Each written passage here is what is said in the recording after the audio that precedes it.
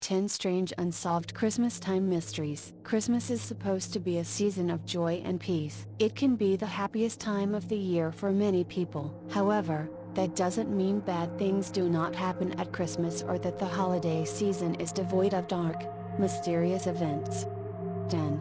The spontaneous combustion of Matilda Rooney. A farmhand named John Larson spent Christmas 1885 with his employers, Patrick and Matilda Rooney, an elderly couple who lived just outside of Seneca, Illinois. They shared several drinks before Larson retired for the evening and went upstairs to bed. Sometime during the night, he underwent a coughing fit and had trouble breathing, but soon drifted back to sleep. When Larson woke up on Christmas morning, traces of soot were on his pillow. Larson went downstairs and was shocked to find Patrick dead in his bedroom. Matilda was nowhere to be found. Later that day, Larson wandered into the kitchen and found a large blackened hole in the floor. It rested alongside what appeared to be the charred remains of a human foot. A pile of ash was inside the hole. This was all that was left of Matilda Rooney. It seemed that Matilda was the victim of spontaneous human combustion, which caused her entire body to catch fire and burn to ashes. The estimated temperature of the fire that consumed her was 1,400 degrees Celsius, 2,500 degrees Fahrenheit, but there were no other signs of fire damage other than that spot. It was later determined that Patrick had died of smoke inhalation. This explained Larson's coughing fit during the night. He was spared from death because he slept behind a closed door on the second floor. Even though there was speculation that Larson could have murdered Matilda, it seemed impossible for him to have started such a blazing fire without damaging the rest of the house. It's possible that excessive alcohol consumption caused Matilda Rooney to spontaneously combust. A prominent local legend was that she suffered divine retribution for daring to drink so much on Christmas Eve. 9. The hit and run of Kevin Showalter. On Christmas Eve 1973, 20-year-old college student Kevin Showalter and his girlfriend were driving through New London, Connecticut when their vehicle got a flat tire. Kevin pulled over and was in the midst of changing the tire when he was struck by a passing vehicle and killed. Kevin's mother soon sensed that something was wrong when she went to retrieve her son's personal effects from the scene, but was told they had been lost and that his death would probably never be solved. Her subsequent investigation would uncover allegations of shoddy police work and a potential cover-up. Harvey Malov, a former mayor of New London, was considered a potential suspect because he had driven through the area at the time of Kevin's death, but provided testimony which contradicted eyewitness accounts of the accident. A one-man grand jury determined that Malov was the most likely culprit, but there was not enough evidence to file criminal charges. Malov maintained his innocence,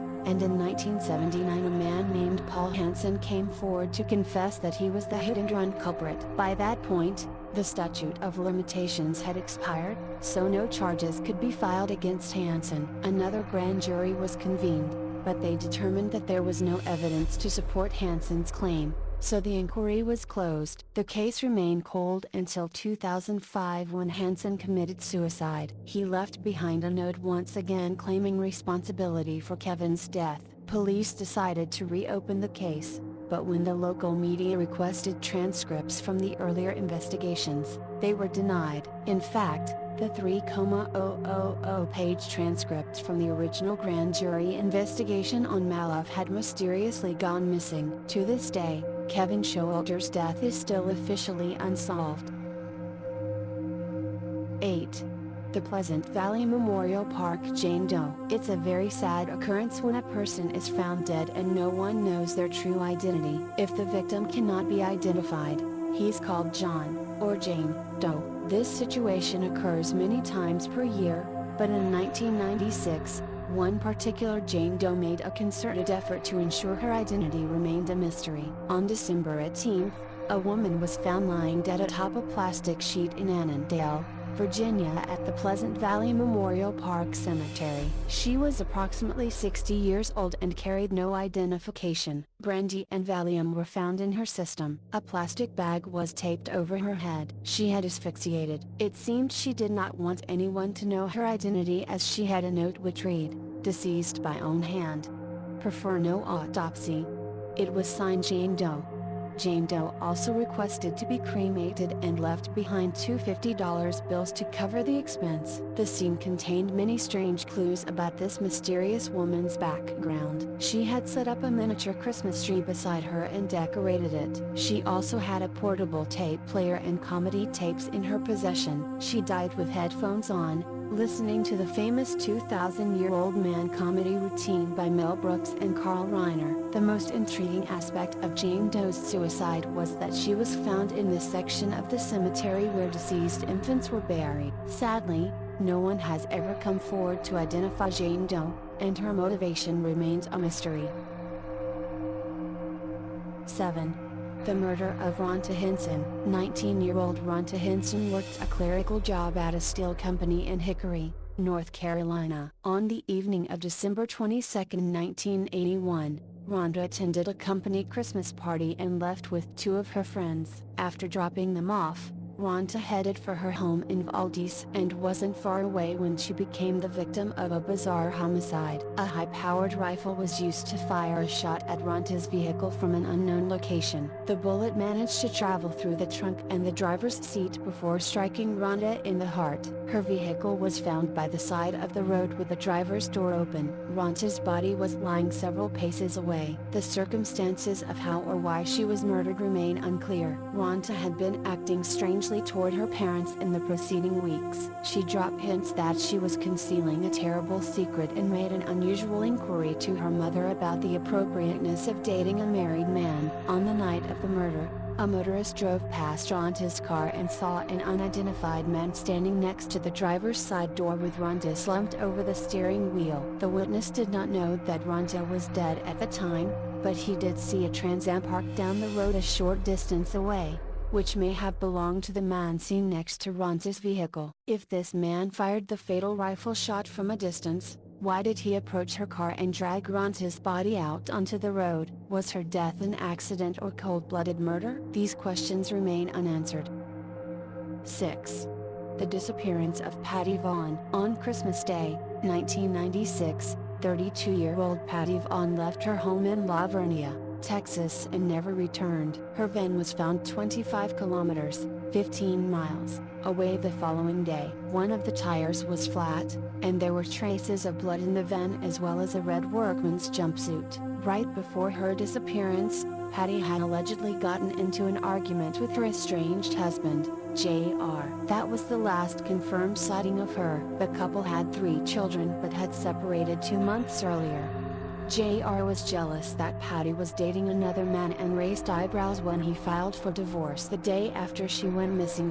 Traces of blood were found in Patty's bedroom and on a mop inside her residence, indicating that someone had been cleaning the place. It was also apparent that the carpet in Patty's van had recently been shampooed. DNA tests confirmed that all the blood stains belonged to Patty. The case took a bizarre turn 2 months later when Patty's mother burst into J.R.'s home and attacked him with a baseball bat. Nevertheless, there was no evidence to implicate him in Patty's disappearance, and he took custody of their children and left the state. However, during the time Patty went missing, J.R. was working construction on a school in the nearby town of Natalia. Authorities have not discounted the possibility that Patty's remains might be encased in the concrete foundation and that multiple people were involved in the disposal of her body. Years later, DNA testing was performed on items found in Patty's van. The DNA was determined to be female, but did not belong to Patty Vaughn, adding further intrigue to this unsolved case. 5. The murder of Tracy Mertens. In 1994, 31-year-old Tracy Mertens moved to Rochdale, England, with her boyfriend, Joey Kavanagh, and their 2 children. 2 days before Christmas, Tracy decided to return to their former residence in Birmingham to pick up some belongings. While Tracy was there was a surprise knock on the door, and 2 black men came bursting inside. They proceeded to restrain Tracy before blindfolding and abducting her. The 2 assailants drove to the town of Eton and left Tracy on the steps of a church. They doused her with gasoline and burned her alive. When Tracy was found, She had burns on 90% of her body but was still breathing. She was taken to a hospital and lived long enough to describe what happened to her before passing away on Christmas Eve. The most intriguing part of Tracy's story was that her two unknown attackers reportedly asked, "Where's Joey?" after bursting into the home. After Tracy told them her boyfriend wasn't there, they decided to abduct her and leave the area.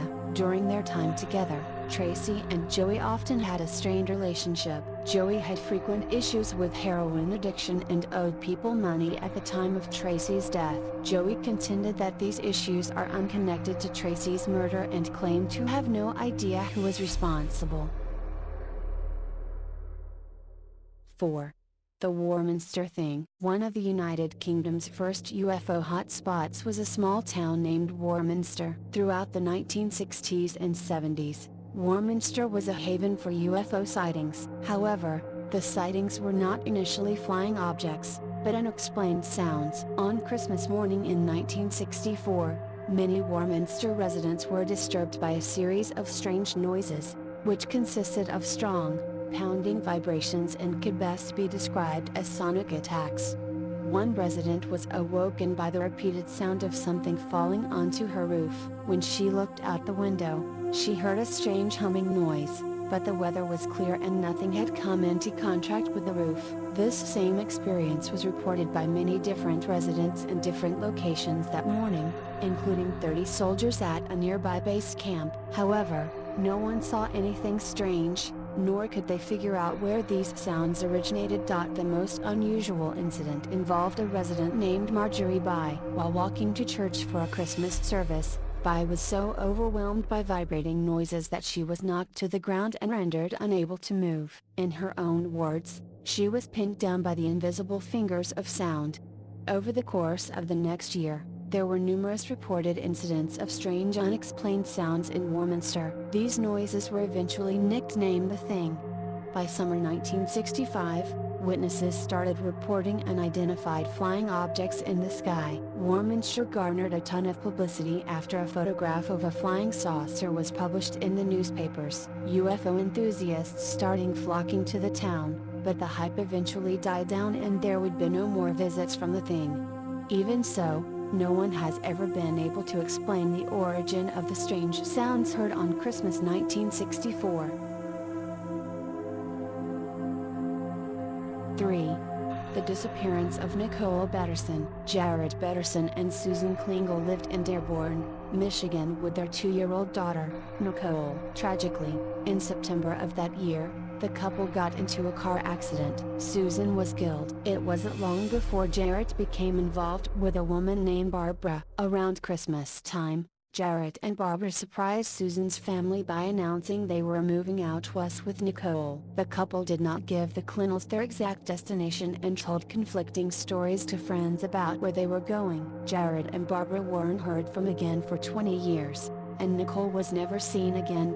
Almost 20 years later, the Klingel family finally hired a private investigator to determine Nicole's whereabouts. He tracked down Jared and Barbara, who were living in Las Vegas. Even though the couple had spent years collecting Nicole's Social Security benefits for children with deceased parents, she was nowhere to be found. There was no paper trail for her after she left Michigan in 1977. The police soon got involved, and Jared promised to tell them the whole story about what happened to Nicole. However, he never got around to doing so. Shortly before Christmas, on the 20th anniversary of Nicole's disappearance, Jared shot his wife to death and then turned the gun on himself. Before she died, Barbara mailed a letter to the Klingels apologizing for everything she had done, but did not provide any details about what happened to Nicole. If still alive, Nicole Paterson would be 39 years old today.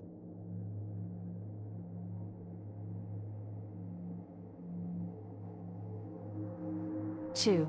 The murder of Latricia White. 38-year-old Lockhart, Texas resident Latricia White was spending Christmas 1994 with her boyfriend, Lee Hagen, and his 9-year-old son, Chance. Chance was supposed to be returned to his mother on Christmas Day, but called her to request a few more days with his father. On December 27, after not hearing from his daughter for a while, Latricia's father decided to visit her home. He was shocked to discover Latricia dead in her bed. She had been shot 6 times with a .22 caliber weapon. Dub and Chance Wackerhagen were nowhere to be found. Since Dub was known for having a violent temper and reportedly got into a heated argument with Latricia shortly before Christmas, he was the prime suspect in her murder. A warrant was issued for Dub Wackerhagen's arrest. However, there is still debate about whether Dub took Chance and went on the run as a fugitive or if they were both victims themselves. 3 days later, Dub's pickup truck was found abandoned in a field 50 kilometers, 30 miles, away. Many items were found inside, including Dub's wallet and checkbook. The most compelling piece of evidence was a heap of unopened Christmas presents in the back, some of which were covered with blood. Surprisingly, the blood did not match Latricia White, lending credence to the possibility that Dub and Chance fell victim to an unknown party who subsequently disposed of their bodies. Months later, Chance's maternal grandmother got an anonymous phone call from a young boy who said, "Help me." The call was cut off, but she thought the boy might have been Chance. No one knows if Dub and Chance Wackerhagen were murdered that Christmas or if they're still hiding out somewhere.